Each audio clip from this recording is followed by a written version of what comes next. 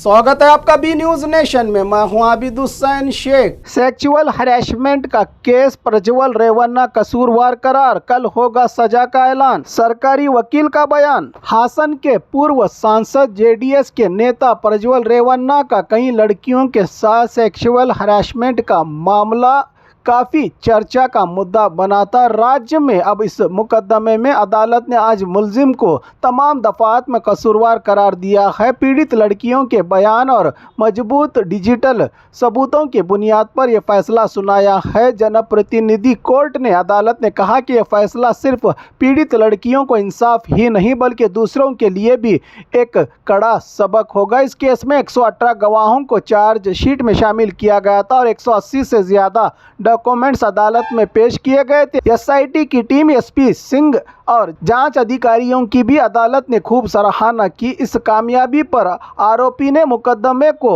लंबा ले जाने के लिए कई कोशिशें की, जैसे कि वकीलों को बदलना और हाईकोर्ट का दरवाज़ा खटखटाना, मगर सब नाकाम रहे। अदालत ने यह भी कहा कि ऐसे मामलों में रोज़ाना सुनवाई होनी चाहिए ताकि पीड़ितों को जल्द इंसाफ मिल सके। सजा का ऐलान कल किया जाएगा। यह फैसला सेक्सुअल हरेसमेंट के खिलाफ एक मजबूत संदेश माना जा रहा है समाज के लिए।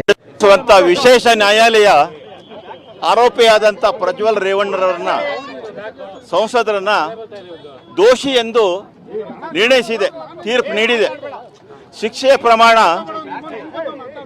ನಾಳೆ ಪ್ರಕಟಗೊಳ್ಳಲಿಕ್ಕಿದೆ. ನಾಳೆ ಆ ಕುರಿತು ಆದೇಶವನ್ನು ನ್ಯಾಯಾಲಯ ಮಾಡುತ್ತೆ. ಈ ಹಂತದಲ್ಲಿ ಒಂದೇ ಮಾತನ್ನು ಸಂಕ್ಷಿಪ್ತದಲ್ಲಿ ಹೇಳಬೇಕಂದ್ರೆ, ನಾವು ಆ ಸಂತ್ರಸ್ತೆಗೆ ನ್ಯಾಯವನ್ನು ಕೊಡಿಸಿದ್ದೇವೆಯಾಗಿ ನಮಗೆ ಸಂತೋಷ ಆಗಿದೆ.